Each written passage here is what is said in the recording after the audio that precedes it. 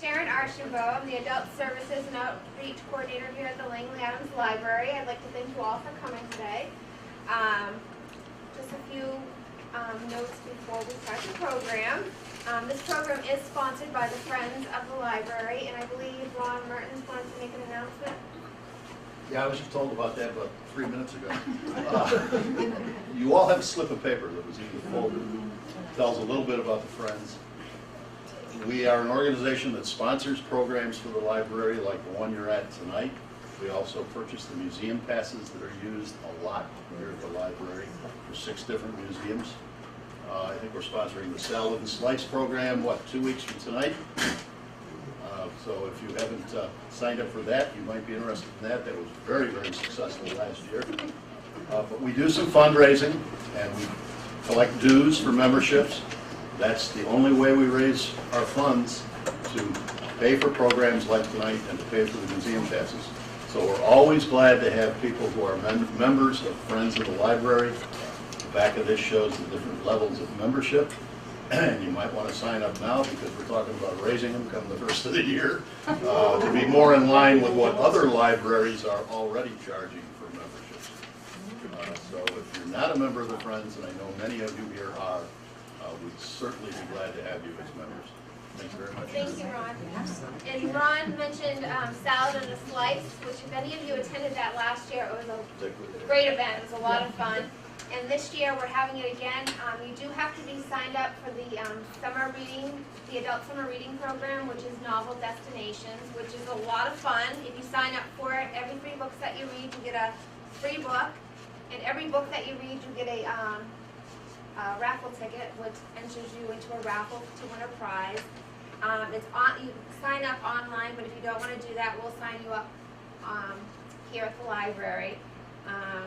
And you can read whatever you want. Magazines at home, listen to books on CD, whatever you want to read, as long as you're reading, that's what we want. So think about that. You can all come bombard me after the program. The other thing I wanted to mention is we're limited on skewers tonight. So when you have a skewer, you're just going to want to take a piece of food, dip it, and put it in your plate, and then save that skewer. Don't double dip. Don't double dip. Save that skewer and get another item, and that's it on the skewer information. Now, the reason we're all here. Yes? Anthony, I want to introduce Anthony Samarco. He is an author, and he wants to make history accessible to the general public. He has written over 60 titles to his credit. Samarco is a Boston area historian, and he is a former trustee and treasurer of Milton Public Library and a past member of the Milton Historical Commission, as well as former columnist for the Milton Times. Samarco works full-time as treasurer for a local trucking company and teaches humanities 1 night a week at Urban College in downtown Boston, where he created a course titled Boston's Immigrants and an accompanying book with the same title written to teach Boston's legacy of cultural diversity. And with that, I'll introduce Anthony Samarco. Thank you very much. Pleasure to be here, not only to see my very first editor for 63 books now, but also to see Louise Richardson, who actually I worked with the Georgetown book that came out about 9 years ago. Of course, we were both in our 30s at that point. But I apologize, I was a little late. There was a little bit of traffic. But tonight, if I could have the lights, we're to talk about chocolate. And chocolate is one of those rich, creamy confections that few of us can resist. Oh, perfect. Thank you. But few of us can resist, let alone deny ourselves. And chocolate itself is something that has been known since ancient times. But it actually became, in some ways, a staple product, having been actually used in North America in Dorchester in 1765. Dorchester, in some ways, is an important feature because there was industrial history along the banks of the Neponset River. And there were firsts in history, the first grist mill in New England, the first paper mill in America, the first gunpowder factory, and of course the first chocolate mill. And Baker's Chocolate, which was founded by John Hannon and Dr. James Baker in 1765, would use in the 19th century a trademark or a brand known as La Belle Chocolatière. And she was a real woman. Her name was Anna Baltoof. She was a daughter of Melchior, a knight of the Austrian court. And supposedly, according to the history, she met her future husband, who happened to be a nephew, Maria Theresa, Archduchess and later Empress of Austria. And as a wedding portrait, this was done in 1765. It hung in their palace until it was donated to the Gallery Alte Meister in Dresden, which is the royal portrait collection. In 1861, Henry Pierce saw this and decided to actually use it as his trademark. In Germany, it's known as Das Schokoladenmädchen, the chocolate server, but he renamed her La Belle Chocolatière. And it didn't just brand his product, and it's one of the oldest registered trademarks in America, but it also led to a group of women that would be employed by Baker's Chocolate as demonstrators. They went out to church fairs, libraries, exhibitions, both in this country and in Europe, where they would dress as the trademark come to life. And seen here at the foot of a 6-foot-tall portrait of La Belle Chocolatière in the administration building, they themselves would actually perpetuate the idea of La Belle Chocolatière. Well, in a lot of ways, chocolate is something that we all enjoy, but it derives from the Theobroma cacao tree, which is a tree that grows in extremely warm climates, anywhere 20 miles north or south of the equator. But during the period of the 15th and 16th century, chocolate was actually cultivated on cacao plantations, especially on the West Indies, the Caribbean, South America, and Africa. And during that period of time, one of the cultures that actually perpetuated most of the development was the Toltec culture. And we saw that not only the Aztec and Mayan cultures enjoyed chocolate, which was called chocolatl, but they actually even used this, which was a 16th century print of a Toltec warrior, in one hand holding a bow and arrow, and in the other what was basically a molinet. During that period, chocolate would be made into a frothy drink with the molinet, simply turning it in your hands, and was always enjoyed out of a half shell of a coconut. It was called the food of the gods, and it was known as chocolatl. Chocolatl was so rich and creamy, it even had its own god, and that was Quetzalcoatl. Quetzalcoatl himself was not only the god of chocolate, but actually an honored person in the Toltec culture would wear this mask twice annually to actually fertilize the planting of the cacao plantation. During this period, the mask itself was an important feature because it was a ritual, because chocolatl wasn't just enjoyed as a frothy, aromatic drink. Something unlike our cocoa of today, it was flavored with vanilla and chili beans. But this mask, which is in the collection of the London Art Museum, dates to about 1650, and it was an important feature to realize that they themselves not only enjoyed it, but it was also the Toltecs that gave the recipe to Western Europe. In this conjectural painting, Montezuma, king of the Toltec culture, presents not only the recipe to Hernandez Cortez. Cortez, of course, presents a peace treaty, but he would actually take this to Europe, where eventually it was enjoyed by the Spanish royal court, until a granddaughter of the King of Spain actually married Louis XIV of France, and in the 18th century, what was known as chocolatl, a savory drink, now was sweetened with sugar and enjoyed with cocoa, as well as what we would know of as cream, to become the cocoa of today. But in a lot of ways, you had to realize that it was a drink of choice. And in this 1720s print, one sees not only on the left-hand side an Arabian enjoying coffee, a man from China enjoying tea, but on the far right, a Toltec warrior enjoying chocolatl. Well, in the 18th century, chocolate was enjoyed not just in Europe, but also in the colonies. And we saw in some ways that chocolate itself would derive from the Theobroma cacao tree. And the tree was a dwarf-like tree, no more than 12 to 15 feet in height. It was singular trunked with branches that actually extended on the upper portion. But we also had to realize that these trees had 24 distinct varieties, each which had its own specific flavor. But on the branches as well as the trunk of the tree grew cacao pods. And these cacao pods, anywhere from 11 to 13 inches in length, 7 to 9 inches in diameter, and when they were broken open, they looked like a dwarf ear of corn with anywhere from 35 to 40 individual cacao seeds. And the cacao seed is about the size of one's thumbnail, but these individual seeds themselves would be worked at the plantation by these men, and we see them in the foreground, breaking open the shell, taking out the seeds and removing the membrane, and allowing them to air and sun dry. And because of its proximity to the equator, these would dry within a week.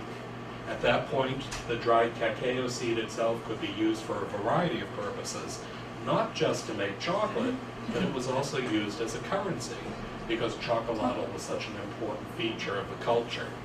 Now, during this period, in the 18th century, cacao seeds would be sent to all sorts of cities throughout the world.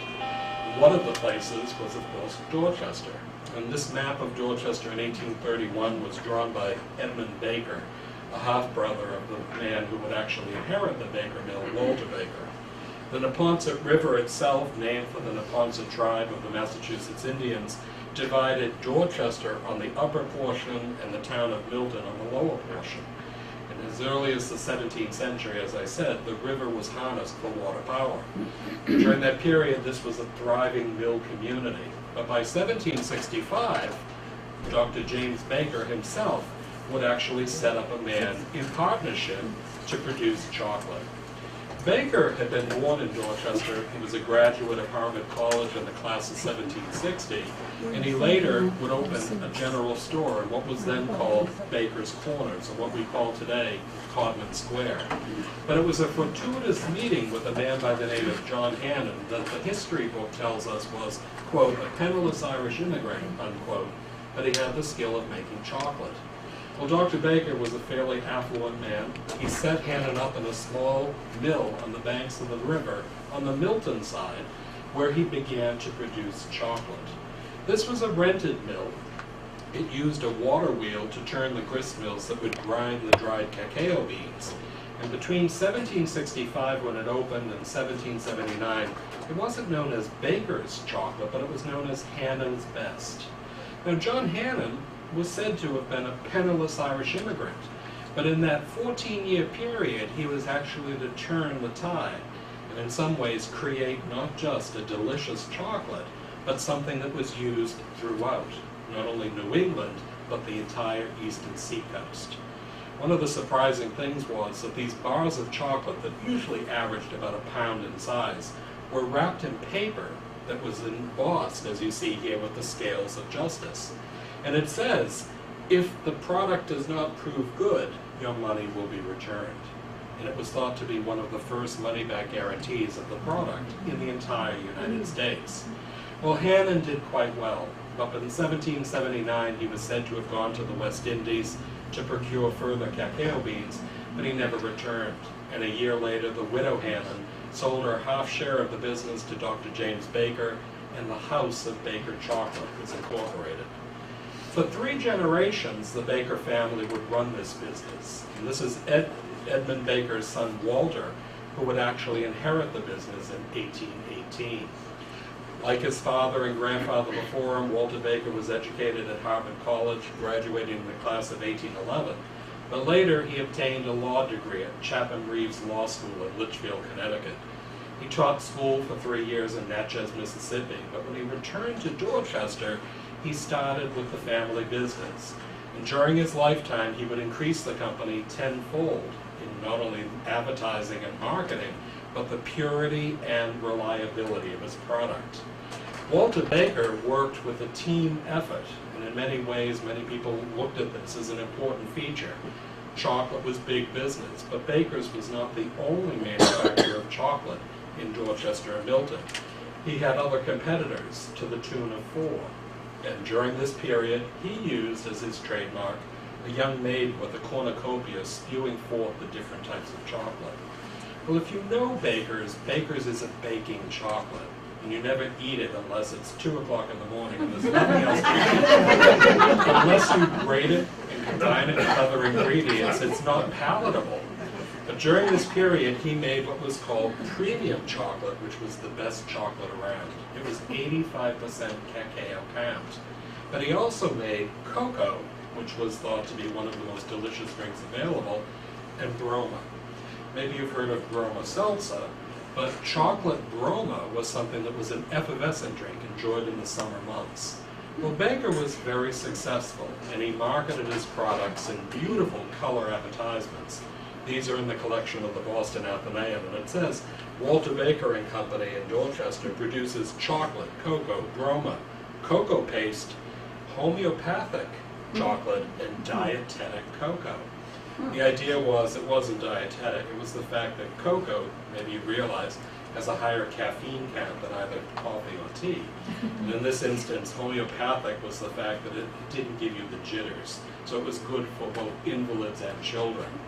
These advertisements were beautifully illustrated, and seen here in 1847, it was said by learned physicians of Boston that broma, made by Walter Baker and Company, was, as it says here, manufactured in Dorchester, and they found it a pleasant article of food. From a knowledge of its ingredients, we think that it will be useful to invalids and to persons recovering from disease. Well, 7 physicians would actually sign their names to this.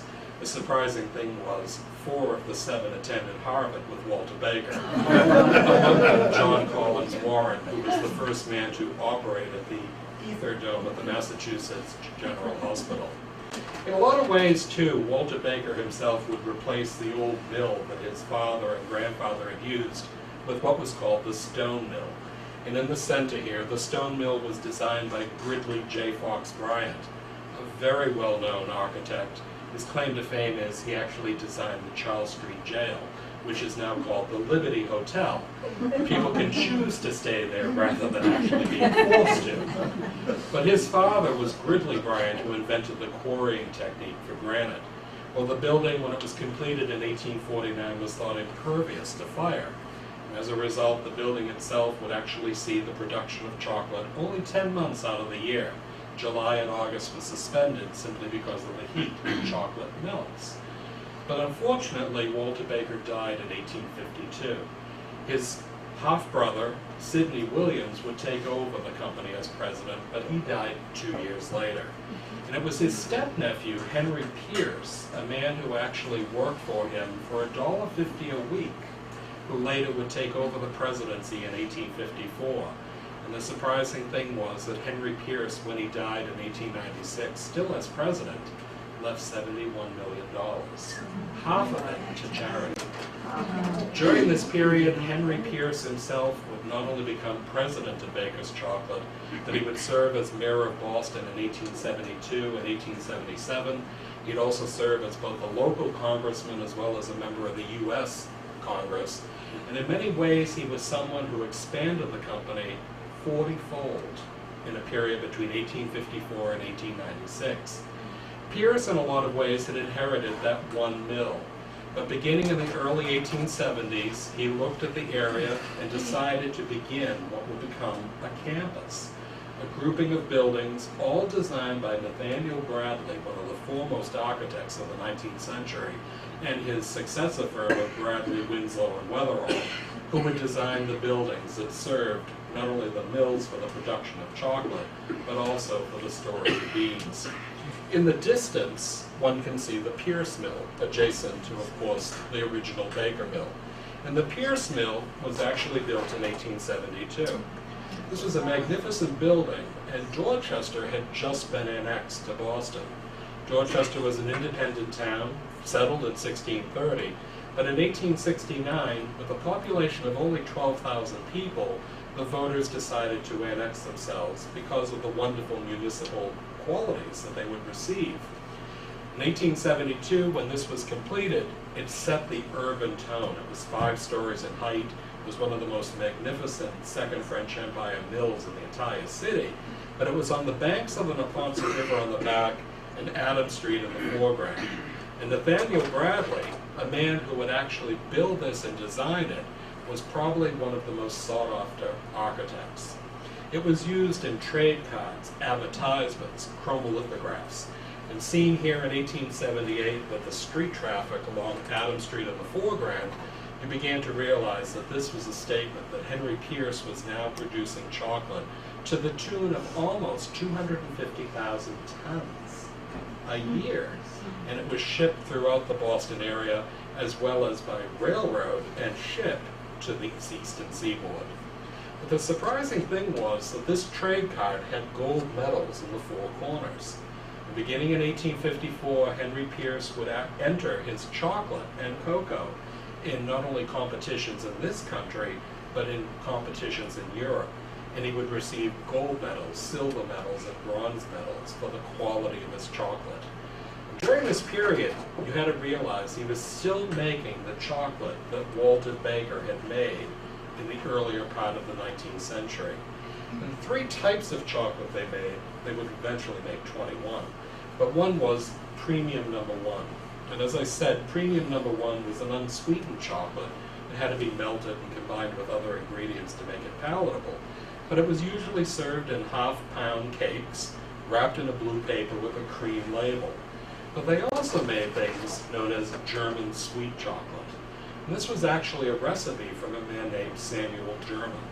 German was an Englishman. He had come to this country to be Walter Baker's coachman. But after about 11 years, he decided he wanted to work in the factory. He actually combined sugar with Premium Number 1 and came up with a gorgeous idea of edible chocolate. Walter Baker magnanimously bought the recipe, and he bought it for $1,000, which unfortunately was 10 times the man's annual salary. He named it Baker's German Sweet Chocolate, and as a result, it's still available in a supermarket today. But they also made vanilla chocolate, or white chocolate. Does anyone like vanilla chocolate? Yeah. I love it. There's no chocolate in it whatsoever. Vanilla chocolate is 98% cocoa butter, a little bit of sugar, and vanilla flavoring. And if your mother told you it was more fattening than any other type of chocolate, she was right. In this period, vanilla chocolate was touted as something to be enjoyed after dinner, and it was always wrapped in a white paper with an embossed red ribbon. These were three types of chocolate. They were very good sales.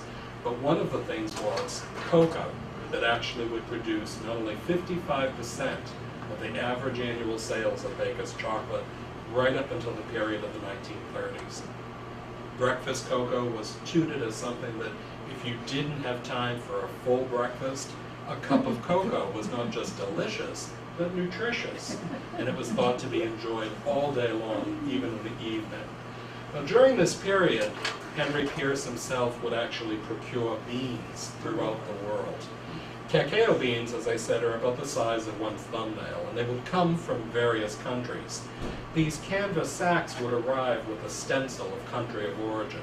So if you had Caracas sweet chocolate, it was made from beans brought from Venezuela. And the consequence was they could be stored in the basements of these various mills with no adverse effect for 10 or 20 years. And until they were used, they would remain dry and usable. Well, once they had been inspected, they would then be brought into the rotisserie room. And these rotisseries were imported from Germany beginning in the 1860s. Henry Pierce traveled abroad every summer to inspect competitive chocolate manufacturers in Switzerland and Germany and France and England. But they also would bring on a conveyor belt the dried beans. They'd be brought down into the rotisseries, roasted, and brought into a fulling machine.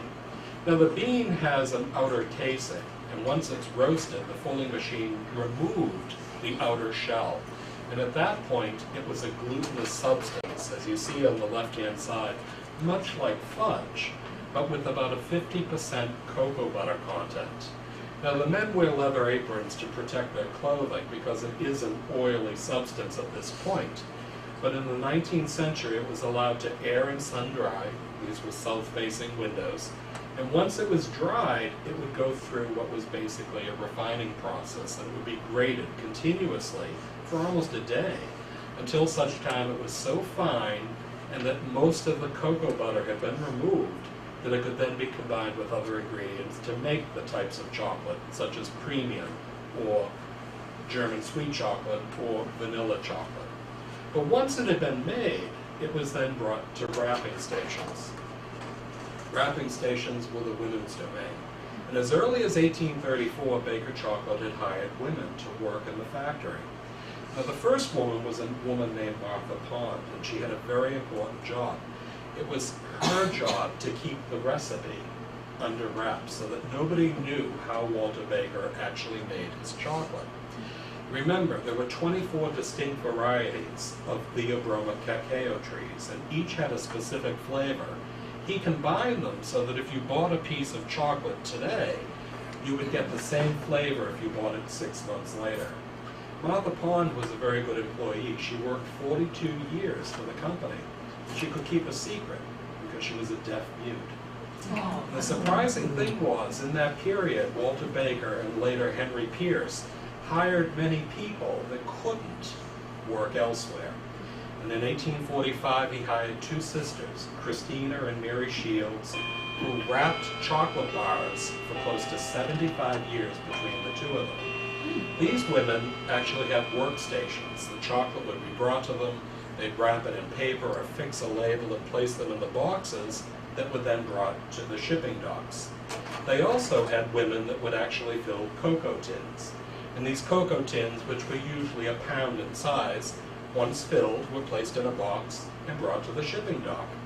Once they arrived at the docks, you would see men in wonderful horse and wagons that had tarpaulins that were glazed up with the Baker chocolate profile that would actually go throughout the Boston area. Now, this wasn't just delivered by horse and cart, but you also saw a railroad. And this was the Dorchester and Milton spur of the Old Colony Railroad, and they actually could ship to what was basically the Old Colony Depot near South Station, and at that point disperse it throughout the United States. During this period, we began to see women working in the secret room, women wrapping, men in teamsters actually driving, men who had to take care of the horses in the stables. So Baker's chocolate, by the period of about 1900, had close to 1,800 employees that did a major amount of work, but very different jobs. Well, the surprising thing was Henry Pierce, like Walter Baker, used advertising. And advertising could actually be beautiful chromolithographs, and this is a very large piece that I acquired a few years back. It says Walter Baker and Company, American and Vanilla Chocolates. But here on one side you have an Arabian, and on the other side a frontiersman. In 1849, we would see Baker's chocolate and cocoa enjoyed by the men in the gold rush in California. And this was something that probably dated from 1849 to 1855. But they also began to use La Belle Chocolatière. Now, as I said earlier, she herself was a real woman, Anna Baltoof. And she was a beloved painting in Germany after the 1825 death of the princess. As a result, Henry Pierce not only loved the painting, but because of its chocolate association, had a copy made, and it hung in his office until the day he died. Well, this was a small porcelain plaque that was made, but the surprising thing was that the demonstrators who would actually dress as the trademark come to life, in some ways were an important feature of making Baker's chocolate well known. Baker's, as I said, was not the only manufacturer in Dorchester, but it wasn't the only one in the United States. But by being in some ways unique with the demonstrators, basically the trademark come to life, these women create a tableau vivant, some holding cups and saucers embossed with Baker's chocolate's trademark, spoons that were made, as well as you see here, beautiful silk gowns with lawn caps, cuffs, and aprons. They would go out to agricultural shows, church fairs, and European exhibitions, where they would set up displays. Well, beginning in 1893, bakers began to invest in these exhibition houses. The Chicago World's Fair of 1893 was a big business, said to have brought 750,000 people in less than 6 months. Well, Henry Pierce hired the New York architectural firm of Carré and Hastings to actually design a pavilion for that 6-month period. At that time, the pavilion cost $60,000, and one could have built a mansion for less than $12,000. Well, the idea was it was built of white marble. It had dual staircases that ascended up to the exhibition room. It had flags flying. It was a magnificent structure. When you got up to the second floor, the demonstrators had set up displays. And the displays were not only tins of cocoa and bars of chocolate, but apothecary jars that would then be filled by chocolate bonbons made from the cookbooks that were given away free for the asking.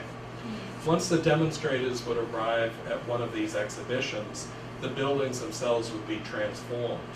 And between opening and closing, which was usually 10 a.m. to midnight, these women would work in shifts, not only making chocolates as well as confectionery pieces, but also giving it to the public to sample.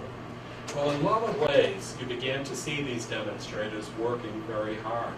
They would go there for 6 months, and this woman would actually bake a chocolate cake and then frost it with fudge frosting. But once that cake was cut, you were invited to actually partake of the piece, to actually see how delicious Baker's was. The idea was, if you could market Baker's, people would buy it, because it was a good product. In the four corners of every exhibition building, built between 1854 and the turn of the 20th century, there would be four corners. And each corner would have a desk, and each desk had little full-color postcards of the Belle Chocolatier pre-stamped. After you had been actually invited to taste cake or candies or cocoa, you were invited to write home to family and friends. I just tasted Baker's chocolate, so too shouldn't you. So for the price of a postcard and a 1-penny stamp, people began to know Baker's through this marketing technique. In a lot of ways, these exhibitions themselves were beautifully done. This is Buffalo, which was 1901, and we also saw here in San Francisco in 1915.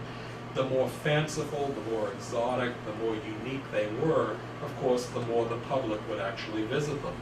So with this minaret dome with cocoa in electric light bulbs, elephant heads projecting from the pavilions, and this Moorish entrance with two of the demonstrators awaiting the public, you began to realize that the investment, though tremendous, was also something that would bring for the next decade tremendous amounts of sales of Baker's chocolate and cocoa. Well, in some ways, the chocolate cookbooks were the most important because they were published beginning in the 1860s as very simple 10 or 12-page books called chocolate receipts, like an 18th century cookbook. And if you followed them to the T, you could actually melt chocolate without burning it, and then combine it with other ingredients to make fudge. But it wasn't just any fudge, it was Wellesley fudge, or Vassar fudge, or Smith fudge. They also did things such as chocolate eclairs, or maybe bombe glacé, something that you could actually make and impress your family and friends, let alone yourself. But these recipe books, by the period of the 1870s, were full color, beautifully done, and filled with recipes that were tried and tested by a group of women headed by Ellen Swallow Richards. Now, Ellen Swallow Richards is probably just a lovely woman. She was one of the most important women of her time. Does anybody know the name Ellen Richards? Ellen Richards had attended Mount Holyoke College, and later, after her graduation, she was the first female graduate of MIT. She was admitted as an experimental student. They didn't think women could actually follow a graduate curriculum of biology and chemistry, but she herself lived for it, and she would eventually go on to become quite well known throughout the city of Boston as not only a health inspector, but eventually having a school named in memory of her in 1912. Well, during the period of the 1870s and 80s, Ellen Richards not only obtained 2 degrees, but eventually wrote on an annual basis in every Baker chocolate cookbook. And she wrote about the fact that chocolate was good for you. I love this woman. I think in some ways chocolate is not good for you, but she said everything is good in moderation. And chocolate is something that is not just delicious, but it's nutritious. During this period of time, she would write, in addition to test many of the recipes, with people such as Miss Burr, Miss Kettle, and Miss Carolla, 3 other women that actually tried the recipes. But by the period of 1911 when she died, she was probably one of the most respected women, because out of her own wealth, she founded what were called the New England Soup Kitchens. These were soup kitchens in the North End, South End, and West End of Boston. What she did was to set them up and train immigrant women who would then make highly nutritious but inexpensive meals for people returning home after a day at the factory. And as a result, she trained them out of her own personal fortune and would eventually see them thrive throughout the period right up until her death. Well, in some ways, bakers had to do something, because by the turn of the century, there were many competitors of chocolate. If you think of them, Hershey's is probably the biggest. Milton Hershey started in Hershey, Pennsylvania, with 2 former employees of Baker's Chocolate. No longer did he make chocolate-dipped caramels. Now he was making a chocolate bar that was thought to be one of the best and least expensive milk chocolate bars in the market. Well, Baker's decided to produce a calendar. And in 1900, if you thought between 1780, when the House of Baker was founded, and 1900, you had basically 120 years. And if you thought of every generation as 20 years, 6 generations of Americans knew and loved Baker's chocolate. So the concept was that the calendar was fun, but it was also proving a point, because very few businesses could say they've been in business for 120 years. So in 1780, my lady drinks her first cup of Walter Baker and Company's cocoa, and we see her in a beautiful gown enjoying a cup of cocoa as Martha Washington looks down at us in a Cavalier King Charles Spaniel. 20 years later, in 1800, the fame of Baker's cocoa grows with that of the young republic. And I love these quotations. It says that pure cocoa acts as a gentle stimulant and invigorates and corrects the action of digestive organs. It didn't just taste good, but it was good for you. And 20 years later, in 1820, to speed the parting guest, Walter Baker and Company's cocoa is known and served in every hostelry or inn. It says, on a journey you cannot take any refreshment so wholesome, sustaining, and delicious. And in 1840, doctors now recommend Baker's chocolate as a beneficent restorer of exhaustive power. The perfect food, preserves health, get this, prolongs life, and soothes both stomach and brain. But I'm not quite sure if this is a fashion statement or that she is soothing her brain as she enjoys chocolate by the spoonful from a quart glass. And in 1860, it's the fashion to take a cup of Baker's chocolate after a constitution. And it says that the people who make constant use of chocolate are the ones who enjoy the most steady health and are the least subject to a multitude of little ailments which destroy the comfort of life. In 1880, the 5th generation LaBelle chocolatier now enters millions of homes as the trademark of the finest chocolate and cocoa in the world. It was the oldest, but in 1900, if she continued to drink her cocoa, she wasn't going to keep this hourglass figure much longer. She was the 6th generation descendant of LaBelle chocolatier. And of course, in this beautiful tea gown at the foot of her magnificent staircase, you began to realize she was the ideal Gibson girl of the upper middle class at the turn of the 20th century. No other company could compete. And that was an important feature because Baker's was extremely well known. Well, Henry Pierce, a man who increased the company 40-fold between 1854 and 1896, would die in December of 1896. Just shortly before his death, the city of Boston had built a new school and called it the Henry Pierce School in Dorchester's Codman Square, and the city had named Pierce Square, the area in front of the Baker's chocolate, in his honor. When he died, he left $1,000 to every employee in his employ at the time of his death. $1,000 for every year of service. Wow. And most employees had an average ratio of 40 years. Wow.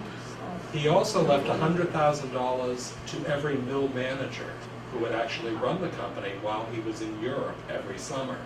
and to the 6 managers who operated the company, $250,000 apiece. He also left $1 million each to the Museum of Fine Arts, to MIT, to Harvard, neither of which he attended. He went to the Bridgewater Normal School after Milton Academy. He also left $1 million to what was then called the Homeopathic Hospital, which is now the BU Medical Center, and $1 million to what was called Associated Charities, which was a non-sectarian grouping of charities that's still in existence today as the Boston Foundation. The remainder was split between family and friends, and we saw in some ways that his fortune of $71 million saw close to 35 given to charity. A year later, his business was sold to what was called the Forbes Syndicate, headed by J. Murray Forbes. His house, which is now a house museum at the top of Milton Hill, just up here, is called the Captain Robert Bennett Forbes House Museum, but it was only an in-between house. He had a house in the Back Bay, a house on the island of Noshon, and a little summer house on Deer Island, Maine.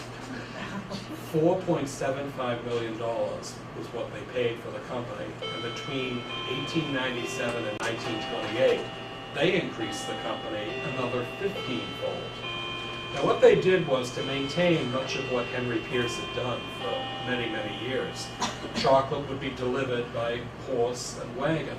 And seen here in a photograph of about 1910, they're in front of the Webb Mill. This was an important feature because it wasn't just locally enjoyed, but it would be brought to the trains in Boston. We'd also see them using advertisements. Now these weren't just local advertisements. These were advertisements in nationwide magazines. Liberty's magazine, Collier's, the Youth's Companion, the St. Nicholas magazine. These were things that have enjoyed people here in Groveland as well as on the West Coast. But these were full-page color advertisements, and they touched upon every aspect of American society.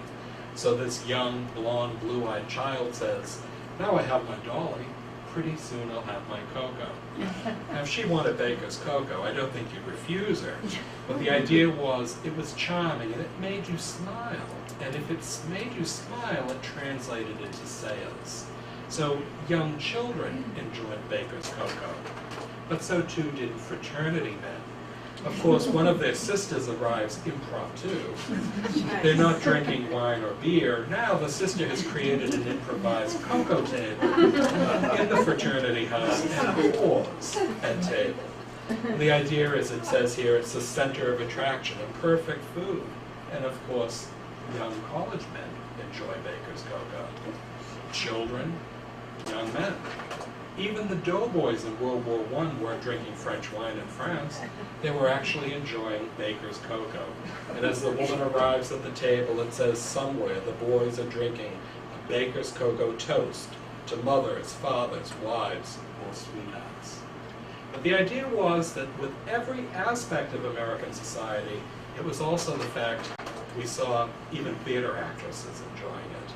The theater actresses were thought to be a little risque, even by the early 20th century. And here in 1907, these two women enjoy a cup of cocoa, and it says, "There's nothing so soothing, refreshing, and delicious after a strenuous night on the stage as a cup of Baker's Cocoa."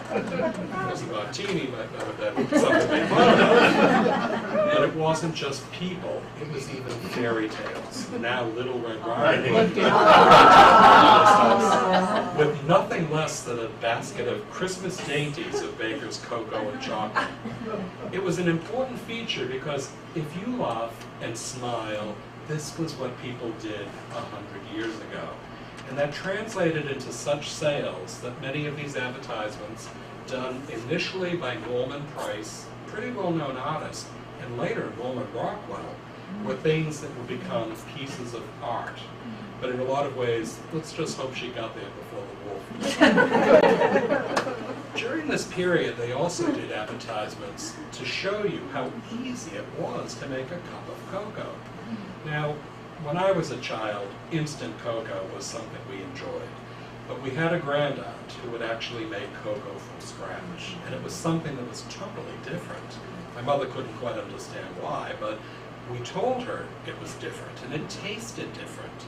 Well, if a 6-year-old child could make a cup of cocoa from scratch, so too couldn't you.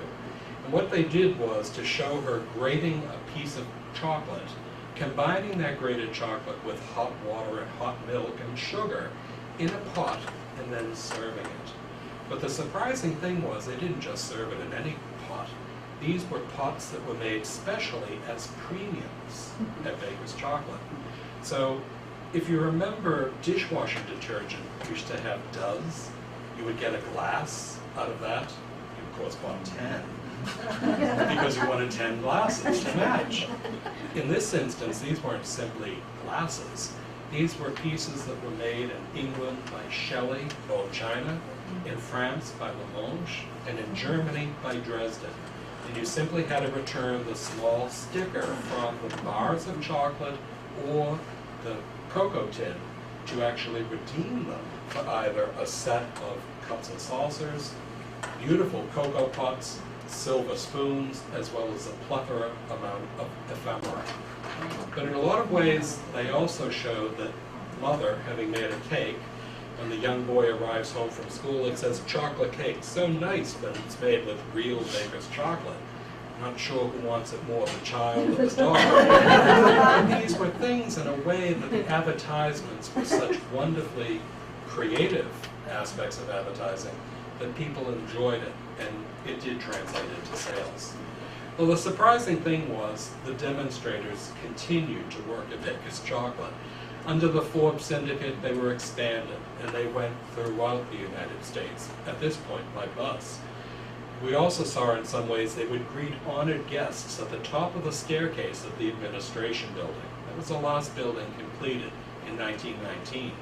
Directly behind them was this magnificent 6-foot-tall portrait done by Paul Howard Smith, fairly well-known Boston School artist. But the surprising thing was these women would greet both Boy Scouts and Girl Scouts, who sometimes came twice a year for tours because they could eat as much chocolate and drink as much cocoa as they wanted, but they could never take it home. And the idea was they even honored guests.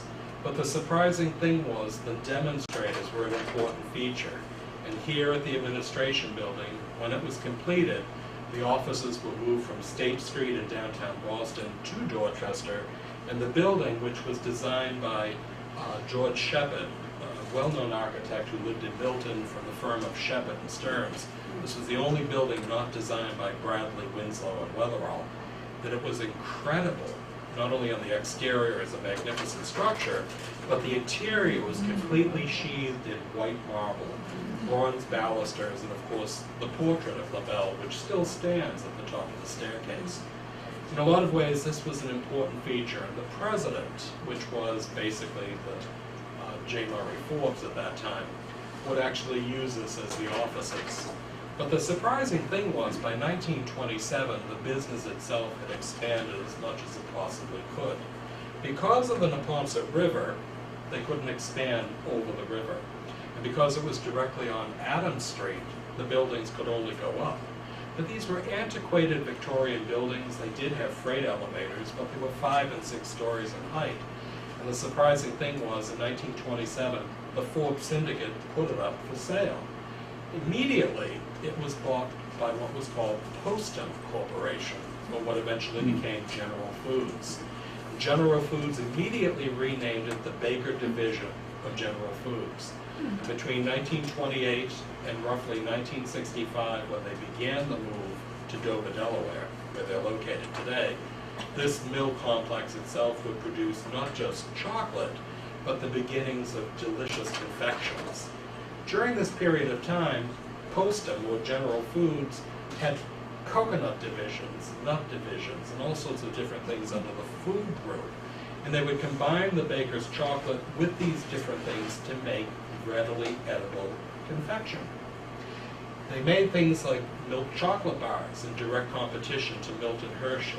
Though they were delicious, though they cost the exact same thing, they didn't have the cachet of Hershey chocolate bar. They also made sweet chocolate tablets. And it looks like a cigarette package, but these were circular discs of milk chocolate covered in candy. They sound like an M&M. They were an M&M, but they were never copyrighted. And And the consequence was we might be eating today a fistful of sweet chocolate tablets rather than M&Ms. During this period, combining it with different things such as coconut and nuts, they made delicious things to eat, and it was readily edible. They also built in 1941 what were called the silos, because with the advent of World War II, they knew that cacao beans would actually be rationed and they wouldn't be able to get many beans. They built these, which were 16 individual silos holding 16 varieties of the Abroma cacao beans. So you have 8 on either side of a connector, so you know that 16 flavors were used to create the chocolate. Well, when these were completed, they were said they could actually hold a ton of beans in each of the individual silos, but they were never filled to capacity. Even by the 1960s, it was only a third actually used. But they were a prominent feature on the Dorchester side of the Neponset River. Today, this is a local Shaw's supermarket, but these survived until 1979. And in the foreground, you have a surface trolley. If you know Dorchester, this is the end of the Red Line at Ashmont Station. And it continues on through Milton, where I used to live, until it got to Mattapan. Surprisingly, this is the only trolley in the world in Ripley's, believe it or not. It goes through a cemetery, Cedar Grove Cemetery. But it was also an important feature for bakers, because in the 1930s and 40s, and this photograph dates to the early 1950s, it was one of the second most important employers on the South Shore of Massachusetts, the first being General Dynamics. Bakers would have 3 shifts daily, and by the period of 1940, at the advent of World War II, there were close to 3,700 employees, all making chocolate, and of course they wanted to maintain that relationship. Unlike Henry Pierce, who had employees with the average ratio of 40 years of service, by the mid-20th century, it was more like 20 years of service. And Walter Baker and Company instituted United Profit Sharing coupons. You would get 5 for every year of service, once a year. And you could redeem these out of a catalog from New York that included everything from picnic baskets or china or silver, something that you could actually use in your home. But they also did things that were important with salary. Now this is a 1956 pay stub, and the man made a whopping $60.99 for 40 hours worth of work. Well, he worked there when he was a student at Boston College. He eventually became an educator in Boston. But the surprising thing was, his statement of earnings actually breaks down what his pay was. And if he was an employee, he could contribute not only for sick benefits, war bonds, hospital service, an investment plan, a retirement plan, credit union, group insurance, the Walter Baker Employee Benefit Association, and union dues. It was a good job, and in many instances, people did spend their entire careers there. And some people, in some ways, would actually spend 40 or 50 years. This man would actually make larger bars of chocolate. These were actually 25 pounds in size, just perfect for the weekend. They'd be turned out in larger pieces, sold to the confectionery industry, and when you hear of hand-dipped bonbons, these are things that would be melted and then, of course, made at the individual shops. But they also had women that would actually work on the conveyor belts. And now no longer were they tins of cocoa, these were actually made of cardboard. And the women wear modified La Belle Chocolatier uniforms of rayon that would drip dry. But the surprising thing was, this woman actually spent her entire career of 42 years at Baker's Chocolate. And with her is then President Curtis Geiger of the Baker Division of Baker's Chocolate, General Foods. Now, Curtis Geiger was presenting her with an award because she was the fastest filler of cocoa tins in the history of Baker's Chocolate. But she did it for 42 years, and her husband worked in the silos, so they both worked with a tune of probably 85 years between them at this one company. Well, she received an award, which was a small check and a little pin, but the surprising thing was she was a very interesting woman. She worked there, but she also volunteered in the evening to teach many of the employees English, because not everyone spoke English. Not everyone was born in this country. Well, Curtis Geiger recognized that she was an important person to the overall operation. He wasn't just a president of the division. He was a graduate of Harvard. He later got his master's at MIT, and he invented the chocolate fab. Now, I hope you bought a bar of Baker's chocolate in the last 10 years. But when you open it, it's divided into squares of 1 ounce. That's a bab. And by molding it in such a way that you could simply break off 1 ounce, your recipe might say for 3 ounces, it was Curtis Geiger who invented that. It was patented in 1936. So he might have been president of the division, but he invented a bab that made it easier in some ways for those of us that bake with Baker's chocolate. But he also recognized this woman, the woman who filled cocoa tins faster than anyone else. So it's an important feature to realize everyone had a job that was part of making it a success. Well, in a lot of ways, La Belle Chocolatier herself had not only become extremely well known, she's one of the oldest registered trademarks in the United States.